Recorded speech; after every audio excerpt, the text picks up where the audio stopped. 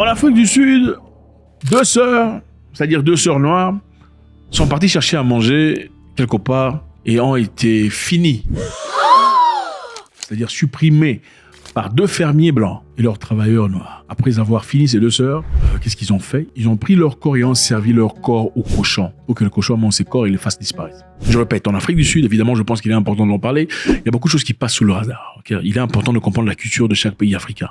Et on le fera au nécessaire. Deux sœurs sud-africaines noires ont été finies, terminées par deux fermiers blancs. L'un à 60 ans, l'autre à 19 ans. Ils ont été tirés à bout portant, ont été servis à manger à des porcs. Dans ce ferme, évidemment, on prend soin des porcs.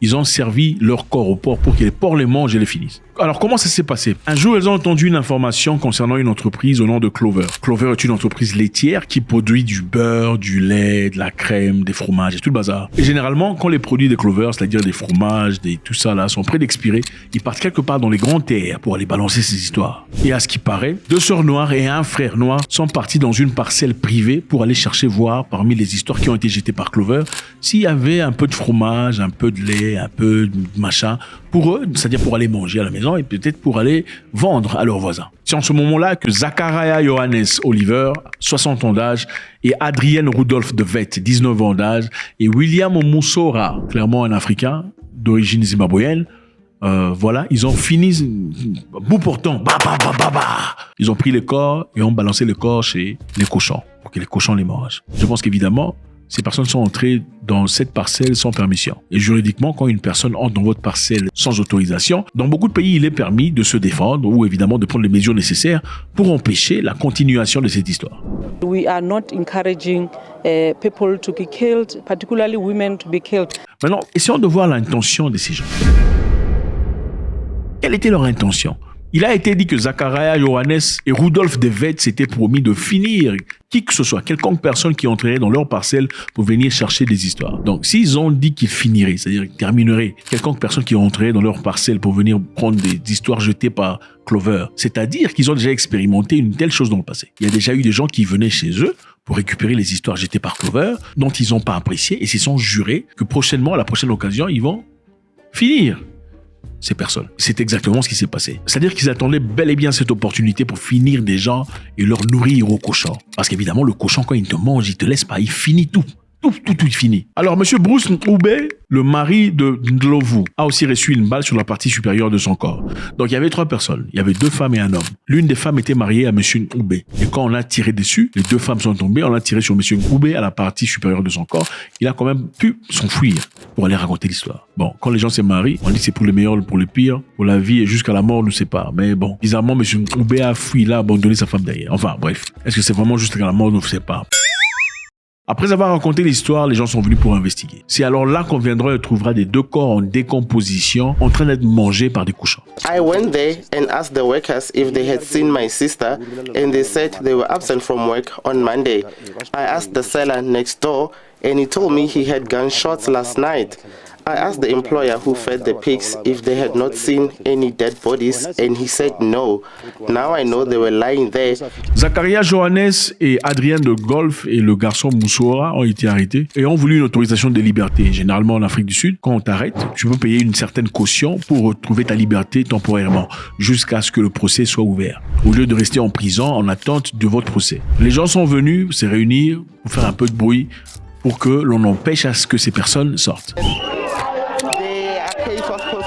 Alors, ce qui dérange ici, c'est quoi? Ce qui dérange, il y a à peine quelques jours, l'Afrique du Sud faisait beaucoup de bruit en ce qui concerne Chidima Vanessa Adesina, la jeune Nigériane qui avait été rejetée par les Sud-Africaines malgré sa naissance en Afrique du Sud. Une jeune fille de père nigérian et d'une maman sud-africaine. Elle était complètement rejetée par la communauté parce qu'elle portait le nom de famille de son père et pas un nom typiquement sud-africain.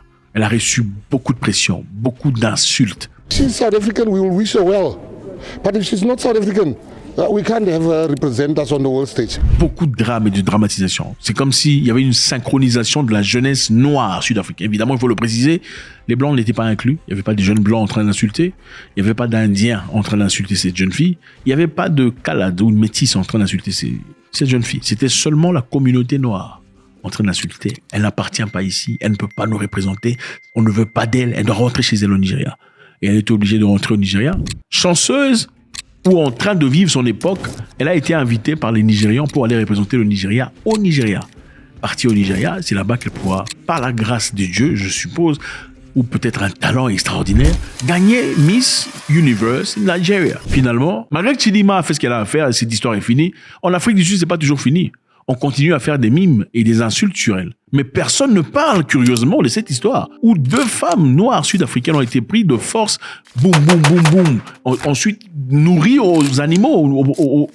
C'est incroyable. C'est incroyable. La question qui se pose ici, c'est quoi? Si ces 2 femmes étaient finies par des Nigérians, ou des Zimbabwéens, ou des Mozambicains, et puis nourries aux cochons, qu'est-ce qui se passerait? Mais ça aurait été la pagaille. Ça aurait été la guerre, la catastrophe. Les gens seraient dans les rues en train de brûler les immeubles, ça aurait été incroyable. Pourquoi on ne fait pas ça ici? Alors je pense que c'est quand même bouleversant de voir.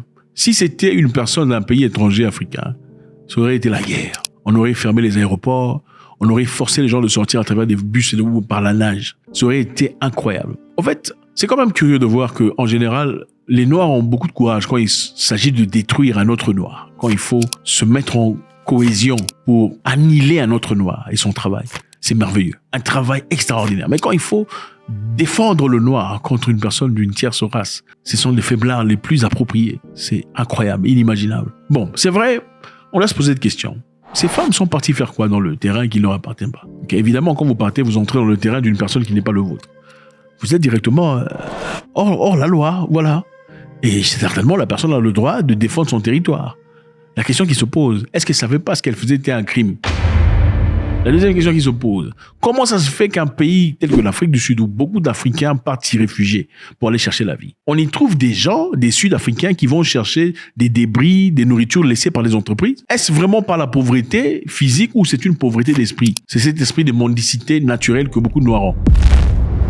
Pour un pays qui a été libéré depuis 30 ans, où Mandela et son parti ont promis la liberté financière, la bénédicité, le bonheur aux Noirs, jusqu'à aujourd'hui, les Noirs partent chercher la bouffe dans les poubelles. C'est incroyable, c'est inimaginable. Donc les 3 personnes ont été arrêtées, il y a eu 2 Blancs et un Noir. Le Noir, c'est un Zimbabwéen. Nous savons que le Zimbabwéen n'a pas initié cette histoire parce qu'ils sont des travailleurs. Beaucoup de Zimbabwéens vont travailler en Afrique du Sud pour les Blancs. On lui a certainement juste dit, hey, jeune homme, prends ça, il faut aller jeter. C'est le boss qui dit, c'est le boss qui parle. Qu'est-ce que tu fais? Tu vas accuser le boss ou tu protèges ton boulot?